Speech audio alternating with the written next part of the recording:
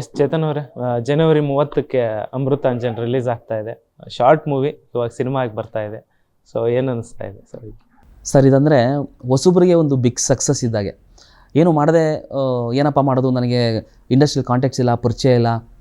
ದೊಡ್ಡವ್ರ ಪರಿಚಯ ಇದ್ರೇ ಒಂದು ಸ್ಟಾರ್ ಆಗಲಿ, ಇಂಡಸ್ಟ್ರಿಲಿ ಯಾರೋ ದೊಡ್ಡ ಫೋರ್ ಫಾದರ್ ಇದ್ದರೆ ಏನಾದರೂ ಆಗ್ಬಿಡುತ್ತೆ, ಇಲ್ಲಾಂದ್ರೆ ಏನೂ ಆಗಲ್ಲ ಅನ್ನೋರಿಗೆ ಇದೊಂದು ದೊಡ್ಡ ಎಕ್ಸಾಂಪಲ್ಲು. ಇಲ್ಲ, ಸ್ವಂತವಾಗಿ ಏನೇ ಪ್ರಯತ್ನ ಪಟ್ಟರು ಸಹ ನುಗ್ಬಿಟ್ಟು ಕೆಲಸ ಮಾಡಿದ್ರೆ ಖಂಡಿತ ಏನೋ ಒಂದು ಆಗೇ ಆಗುತ್ತೆ ಸಕ್ಸಸ್ಸು. ಅದಕ್ಕೆ ನಮ್ಮ ತಂಡನೇ ಎಲ್ಲರಿಗೂ ಎಕ್ಸಾಂಪಲ್ಲು. ಏನಾದರೂ ನುಗ್ಗಿ ಮಾಡಿದ್ರೆ ಖಂಡಿತ ಸಕ್ಸಸ್ ಆಗುತ್ತೆ. ಯಾರ ಮೇಲೂ ಡಿಪೆಂಡ್ ಆಗೋದು ಬೇಡ, ಡಿಪೆಂಡ್ ಆಗಲೇಬೇಕು ಅನ್ನೋದು ಬೇಡ ಇಂಡಸ್ಟ್ರಿಲಿ ಅನ್ನೋದಕ್ಕೆ ಎಕ್ಸಾಂಪಲು. ಸಿನಿಮಾ ರಿಲೀಸ್ ಆಗ್ತಾಯಿದೆ, ತುಂಬ ಖುಷಿ ಆಗ್ತಾಯಿದೆ. ಎಲ್ಲ ಸಿನಿಮಾ ಮಾಡಬೇಕು ಅಂತಲೇ ಬಂದವರು, ಬಟ್ ಒಂದು ಸ್ಟೆಪ್ಪಾಗಿ ಕಿರುಚಿತ್ರಗಳನ್ನು ಮಾಡಿದ್ವಿ, ಶಾರ್ಟ್ ಫಿಲ್ಮ್ಸ್ ಮಾಡಿದ್ವಿ. ಆಡಿಯನ್ಸ್ ಎಲ್ಲ ಮೆಚ್ಚಿ ತುಂಬ ದೊಡ್ಡ ಸಕ್ಸಸ್ ಕೊಟ್ಟರು.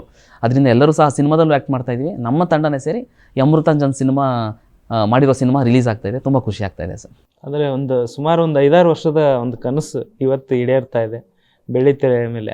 ಅದಾದಮೇಲೆ ಶಾರ್ಟ್ ಮೂವಿ ಆದಮೇಲೆ ಸಾಕಷ್ಟು ಜನ ಏನಂದರೆ ಸಿನಿಮಾಗಳಲ್ಲಿ ಮಾಡಿ ಬೆಳಿತೆರೆಯಲ್ಲಿ ಅವ್ರು ನೋಡ್ಕೊಂಡಿದ್ದಾರೆ. ಬಟ್ ಅಮೃತಾಂಜನ್ನ ಬೆಳಿತೆರೆ ಥರದ್ದು ಎಷ್ಟು ಅಂದರೆ ಆ ಒಂದು ಕನಸಿತ್ತಲ್ಲ, ಈಗ ಸಾಕಾರಗೊಳ್ತಾ ಇದೆ. ಅದ್ರ ಬಗ್ಗೆ ಹೇಳೋದಾದರೆ? ಹೌದು ಸರ್. ಅಂದರೆ ಕಿರುಚಿತ್ರ ಅದು ಸಕ್ಸಸ್ ಆದಮೇಲೆ, ಅಮೃತಾಂಜನ್ ಯೂಟ್ಯೂಬಲ್ಲಿ ಸಕ್ಸಸ್ ಆದಮೇಲೆ ಒಂದು ಶಾರ್ಟ್ ಫಿಲ್ಮ್ಸ್ ಟ್ರೆಂಡ್ ಅಂತಲೇ ದೊಡ್ಡ ಮಟ್ಟದಲ್ಲಿ ಸ್ಟಾರ್ಟ್ ಆಗೋಯಿತು. ಬಿಫೋರು ಶಾರ್ಟ್ ಫಿಲ್ಮ್ಸ್ ಮಾಡಿರೋ ಡೈರೆಕ್ಟರ್ಗಳಿಗೆ ಎಲ್ಲೋ ಬೆರಳೆಣಿಕೆ ಅಷ್ಟು ಜನಕ್ಕೆ ಮಾತ್ರ ಅವಕಾಶ ಸಿಗ್ತಾಯಿತ್ತು ಸಿನಿಮಾ ರಂಗದಲ್ಲಿ. ಯಾರೋ ಗುರುತಿಸ್ಬಿಟ್ಟು ಪ್ರೊಡ್ಯೂಸರ್ಸ್ ಇನ್ವೆಸ್ಟ್ ಮಾಡ್ತಾಯಿದ್ರು. ಬಟ್ ಈಗ ಶಾರ್ಟ್ ಫಿಲ್ಮ್ಸ್ ಟ್ರೆಂಡ್ ಆಗಿರೋದ್ರಿಂದ ಪ್ರತಿಯೊಬ್ಬರು ಯೂಟ್ಯೂಬಲ್ಲಿ ಸುಮಾರು ಜನ ಸ್ಟಾರ್ಸು. ಈ ಅಮೃತಾಂಜನ್ ಕೂಡ ಸೊ ಇದನ್ನು ಸಿನಿಮಾ ಮಾಡಲೇಬೇಕು ಅಂತ ನಮ್ಮ ಟೀಮೆಲ್ಲ ತುಂಬ ಪ್ರಯತ್ನ ಪಡ್ತಾಯಿದ್ವಿ. ಆಮೇಲೆ ನಮ್ಮ ಲೋಕೇಶ್ ಸರ್ ಅಂತ ಪ್ರೊಡ್ಯೂಸರು, ಅವರು ಸಹ ಇದನ್ನು ದೊಡ್ಡ ಫಿಲಮಾಗಿ ಮಾಡಬೇಕು ಅಂತ ತುಂಬ ಆಸೆ ಪಡ್ತಾಯಿದ್ರು. ಒಂದು ಟೈಮಲ್ಲಿ ಸ್ಕ್ರಿಪ್ಟೆಲ್ಲ ಓಕೆ ಆಯಿತು, ತುಂಬ ಚೆನ್ನಾಗಿ ಅನಿಸ್ತು ಅವ್ರಿಗೂ ಸಹ. ಟೀಮೆಲ್ಲ ಸೇರಿ ಒಟ್ಟಿಗೆ ಈ ಒಂದು ಫಿಲ್ಮ್ ಮಾಡಿದ್ದೀವಿ. ಖಂಡಿತ ಇದು ಸಹ ಬಿಗ್ ಸಕ್ಸಸ್ ಆಗುತ್ತೆ ಥಿಯೇಟ್ರಲ್ಲೂ ಸಹ ಅಂತ ತುಂಬ ಒಪ್ಪಿಸಿದೆ. ಯಾಕಂದರೆ ಸಿನಿಮಾ ಅಷ್ಟು ಚೆನ್ನಾಗಿ ಬಂದಿದೆ. ತುಂಬ ಖುಷಿ ಇದೆ ಸರ್. ಅಮೃತಾಂಜನ್ ಇದೊಂದು ಸಿನಿಮಾ ಮಾಡಬೇಕಾದಾಗ ತಯಾರಿಗಳಂತ ಒಂದು ಬೇಕಾಗುತ್ತೆ. ಸೊ ಯಾವ ನಿಟ್ಟಿನಲ್ಲಿ ಯಾವ ರೀತಿಯಾದಂಥ ತಯಾರಿಗಳನ್ನ ಮಾಡ್ಕೊಂಡ್ರಿ, ಹೇಗೆ ಮಾಡ್ಕೊಂಡ್ರಿ ಅಂತ? ಸರ್ ಅದೇ ಸ್ಕ್ರಿಪ್ಟ್ ವರ್ಕ್ ಅಂತಲೇ ಸುಮಾರು ಟೈಮ್ ಸ್ಪೆಂಡ್ ಮಾಡಿದ್ದಾರೆ ಮೋಹಿತ್ ಸರು. ಒಂದು ರಫ್ ಸ್ಕ್ರಿಪ್ಟ್ ಇತ್ತು ಮುಂಚೆನೇ, ಅವರು ಆ ಪೋರ್ಷನ್ನೇ ಶಾರ್ಟ್ ಫಿಲಮ್ ಮಾಡಿದರು. ಬಟ್ ಕಂಪ್ಲೀಟ್ ಸ್ಕ್ರಿಪ್ಟ್ ಇದು ಬೇರೆ. ಈಗ ತುಂಬ ತಿಂಗಳುಗಳ ಕಾಲ ಆಫೀಸ್ ಹಾಕ್ಕೊಂಡು ಒಂದಷ್ಟು ಜನ ಒಳ್ಳೊಳ್ಳೆ ರೈಟರ್ಸ್ನ ಇಟ್ಕೊಂಡು ಸ್ಕ್ರಿಪ್ಟ್ ವರ್ಕ್ ಮಾಡಿದ್ರು. ಆಮೇಲೆ ಪ್ರತಿಯೊಬ್ಬರು ಆ ಸ್ಕ್ರಿಪ್ಟನ್ನು ಕೇಳಿದ್ಮೇಲೆ ಎಲ್ಲರೂ ಇಲ್ಲ, ಇವಾಗ ಇದು ಸಿನಿಮಾ ಮಾಡಿದ್ರೆ ಖಂಡಿತ ಇದು ವರ್ಕೌಟ್ ಆಗುತ್ತೆ ಅಂತ ಅನ್ನಿಸ್ತು. ಆ ಸಿನಿಮಾ ಸ್ಟಾರ್ಟ್ ಆಯಿತು. ಆಮೇಲೆ ರಿಹರ್ಸಲು, ತಿಂಗಳಾನುಗಟ್ಟಲೆ ರಿಹರ್ಸಲು ಹೋಗಿ ಸ್ಪಾಟಲ್ಲಿ ಹೋಗಿ ಡೈರೆಕ್ಟ್ ಮಾಡೋದಕ್ಕಿಂತ ಪೂರ್ವ ತಯಾರಿ ಇತ್ತು ಅಂದರೆ ನಮಗೆ ಎಲ್ಲೆಲ್ಲಿ ಮಿಸ್ಟೇಕ್ಸ್ ಆಗ್ತಾಯಿದೆ, ಹೇಗೆ ಆ್ಯಕ್ಟ್ ಮಾಡಬೇಕು, ಎಲ್ಲಿ ಸ್ವಲ್ಪ ಡೌನ್ ಆಗ್ತಾಯಿದೆ, ಎಲ್ಲಿ ಸ್ವಲ್ಪ ಅದನ್ನು ಆ್ಯಕ್ಟಿಂಗ್ ಎತ್ತಬೇಕು, ಮತ್ತು ಒಂದಷ್ಟು ಡೈಲಾಗ್ ಪಂಚಸ್ಸು, ಅದೆಲ್ಲ ಕಂಟೆಂಟ್ಗಳು ತುಂಬ ಚೆನ್ನಾಗಿ ಸಿಗೋಕ್ಕೆ ಸ್ಟಾರ್ಟ್ ಆಯಿತು.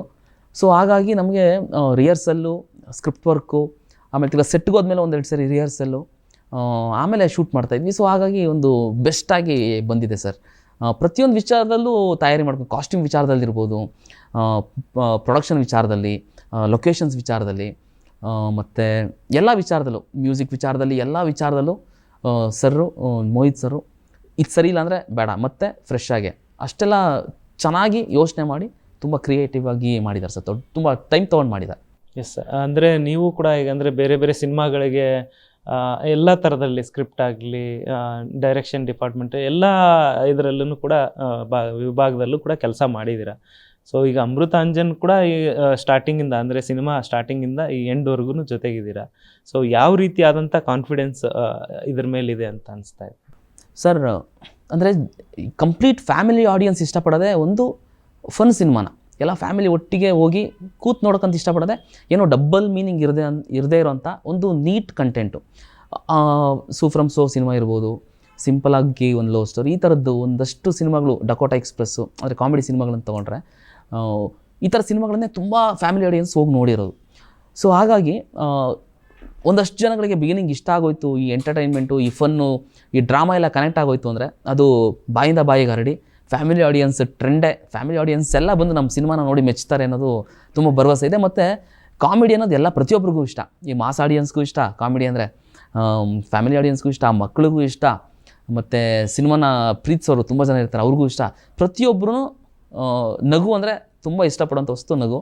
ಆ ನಗು ಈ ಸಿನಿಮಾದಲ್ಲಿದೆ. ಸೊ ಹಾಗಾಗಿ ಖಂಡಿತ ಒಂದು ದೊಡ್ಡ ಮಟ್ಟದ ಸಕ್ಸಸ್ ಇದಾಗುತ್ತೆ, ಫ್ಯಾಮಿಲಿ ಆಡಿಯನ್ಸ್ ಹರಿದು ಬರ್ತಾರೆ ಅಂತ ಅನಿಸ್ತಾ ಇದೆ ಸರ್. ಓಕೆ, ನಿಮ್ಮ ಒಂದು ಪಾತ್ರ ಈ ಸಿನಿಮಾದಲ್ಲಿ ಯಾವ ರೀತಿಯಾಗಿರುತ್ತೆ ಅಂತ? ಸರ್, ಪಾತ್ರ ಚಿಕ್ಕದಾಗಿದ್ರೂ ತುಂಬ ಬಂದಿಂಗೆ ಬ್ಲಾಸ್ಟ್ ಆಗಿಬಿಟ್ಟು ಹೋಗ್ಬಿಡುತ್ತೆ ಪಾತ್ರ. ಯಾಕಂದರೆ ತುಂಬ ಟೆಕ್ನಿಷಿಯನ್ಸೇ ವರ್ಕ್ ಮಾಡಬೇಕಾದ್ರೆ ತುಂಬ ನಕ್ಕಿದ್ದೀವಿ ಅಂತ ನನಗೆ ಹೇಳಿದ್ರು. ನಿಮ್ಮ ಕ್ಯಾರೆಕ್ಟರ್ ಸಖತ್ತಾಗಿ ಬಂದಿದೆ, ತುಂಬ ನಕ್ಕಿದ್ದೀವಿ ರೀ ಅಂತ ಹೇಳಿದ್ರು. ಸೊ ಅದು ನನಗೆ ಖುಷಿ. ಅಂದರೆ ಟೆಕ್ನಿಷಿಯನ್ಸೇ ಇಷ್ಟಪಡ್ತೀರ ಅಂದಾಗ ಆಡಿಯನ್ಸ್ ಕೂಡ ಇನ್ನೂ ಜಾಸ್ತಿ ಇಷ್ಟಪಡ್ತಾರೆ. ಟೆಕ್ನಿಷಿಯನ್ಸ್ಗೆ ಮೆಚ್ಚಿಸೋದೇ ತುಂಬ ಕಷ್ಟ. ಅವ್ರನ್ನ ಮೆಚ್ಚಿಸಿದ್ದೀನಿ, ತುಂಬ ಖುಷಿಪಟ್ಟಿದ್ದೀವಿ ಅಂತ ಹೇಳಿದ್ದಾರೆ. ಆಮೇಲೆ ಪ್ರೊಡ್ಯೂಸರ್ಸರು ಅಷ್ಟೇ ಬಂದಾಗ ಏನು ರೀ ಚೇತನ್, ನಿಮ್ಮ ಸೀನ್ ಅಂತ ಸಖತ್ ಬಿಡ್ರಿ ಅಂತ ಹೇಳಿದ್ದು ತುಂಬ ಖುಷಿ ಕೊಡ್ತು. ಪ್ರೊಡ್ಯೂಸರ್ಗಳು ಅಷ್ಟು ಸುಲಭವಾಗಿ ನಗಲ್ಲ ಅವ್ರನ್ನೇ ನಗಿಸಿದ್ದೀನಿ ಅಂದರೆ ತುಂಬ ಖುಷಿ ಇದೆ ನನ್ನ ಪಾತ್ರದ ಬಗ್ಗೆ. ಖಂಡಿತ ಥಿಯೇಟರ್ಲು ಸಹ ಜನ ನನ್ನ ಪಾತ್ರದ ಟೈಮಲ್ಲಿ ನಕ್ಕಿ ಎಂಜಾಯ್ ಮಾಡ್ತಾರೆ ಪಕ್ಕ. ಎಸ್, ಸ್ನೇಹಿತರು 2-3 ಜನ ಸ್ನೇಹಿತರು ಪೇರು, ಅವರ ಒಂದು ಸಂಸಾರದ ಜಂಜಾಟಗಳು, ಅದನ್ನು ಆ ನಿಟ್ಟಿನಲ್ಲಿ ಪರಿಹರಿಸೋದು ಅಥವಾ ಆ ಒಂದು ಗೋಳಾಟಗಳನ್ನು ಕೇಳೋ ಒಂದು ನಿಟ್ಟಿನಲ್ಲಿ ಏನಾದರೂ ಇದು ಇರುತ್ತಾ? ನಿಮ್ಮ ಪಾತ್ರ ಹೆಂಗೆ, ಯಾವ? ಇಲ್ಲ, ನನ್ನ ಪಾತ್ರ ಈ ಸಿನಿಮಾದಲ್ಲಿ ಒಬ್ಬ ಇನ್ಫ್ಲೂಯೆನ್ಸರ್ ಪಾತ್ರ, ಇನ್ಸ್ಟಾ ಇನ್ಫ್ಲೂಯೆನ್ಸರ್ ಪಾತ್ರ. ಈಗಿನ ಟ್ರೆಂಡಲ್ಲಿ ಇನ್ಫ್ಲೂಯೆನ್ಸರ್ಸು ಹೇಗಿರ್ತಾರೆ, ಯಾವ್ಯಾವ ಥರ ಇರ್ತಾರೆ, ಆ ಥರದ್ದೊಂದು ಪಾತ್ರ. ಒಂದು ಸ್ವಲ್ಪ ರಿಯಾಲಿಟಿಗೆ ಹತ್ರ ಇರೋದ್ರಿಂದ ಜನ ಎಂಜಾಯ್ ಮಾಡ್ತಾರೆ. ಮತ್ತು ಸಖತ್ತಿದೆ, ಮಜಾ ಮಾಡ್ತಾರೆ. ಒಂಥರ ಫನ್ನು ಸಖತ್ ಸ್ಟೈಲಾಗಿದೆ, ಅನ್ಎಕ್ಸ್ಪೆಕ್ಟೆಡ್ ಫನ್ನು. ಸಡನ್ನಾಗಿ ಏನೋ ಎತ್ತರಕ್ಕೆ ತೊಗೊಂಡೋಗಿ ಟಪ್ಪನಾಗಿ ಬೀಳಿಸ್ಬಿಟ್ರೆ ಹೆಂಗಿರುತ್ತೆ ಆ ಥರದ ಫನ್ ಅಂತ. ಜನವರಿ 30ಕ್ಕೆ ಫೈನಲಿ ರಿಲೀಸ್ ಆಗ್ತಾ ಇದೆ. ಸೊ ಪಬ್ಲಿಕ್ ಟಿವಿ ಮೂಲಕ ಕನ್ನಡ ಆಡಿಯನ್ಸ್ಗೆ ಏನು ಹೇಳೋಕ್ಕೆ ಇಷ್ಟಪಡ್ತೀರಾ ಸರ್? ಪಬ್ಲಿಕ್ ಟಿವಿಯ ವೀಕ್ಷಕರಿಗೆಲ್ಲ ಕೇಳ್ಕೊಳ್ಳೋದಿಷ್ಟೇ, ಒಂದಷ್ಟು ಟೆನ್ಷನ್ಸು, ಮನೆ ಜಂಜಾಟ, ಜಗಳ, ವರ್ಕ್ ಪ್ರೆಷರು, ಏನೇನೋ ಸಮಸ್ಯೆಗಳು, ಇವುಗಳ ಮಧ್ಯೆ ಟೈಮ್ ಕೊಟ್ಬಿಟ್ಟು ನಮ್ಮ ಸಿನಿಮಾನ ನೋಡಿ. ಖಂಡಿತ ಈ ಒಂದು 2-3 ಗಂಟೆ ಆ ಜಂಜಾಟನ ಮರೆತು ಆ ದಿನ ಆದರೂ ಅಟ್ಲೀಸ್ಟ್ ಮೈಂಡ್ ಫ್ರೀ ಆಗಿ ರಿಲ್ಯಾಕ್ಸ್ ಆಗಿ ಮನೆಗೆ ಹೋಗ್ತೀರಾ, ನಗ್ತೀರಾ, ಅಷ್ಟೆಲ್ಲ ಖುಷಿ ಪಡ್ತೀರಾ. ಖಂಡಿತ ಈ ಸಿನಿಮಾನ ಮಿಸ್ ಮಾಡ್ಕೊಂಬೇಡಿ. ಜನವರಿ 30ಕ್ಕೆ ರಿಲೀಸ್ ಆಗ್ತಾಯಿದೆ. ನೋಡಿ, ಇಷ್ಟ ಆದರೆ ನಿಮ್ಮ ಸ್ನೇಹಿತರಿಗೆ ಎಲ್ಲರಿಗೂ ತಿಳಿಸಿ. Thank you so much. Thank you sir.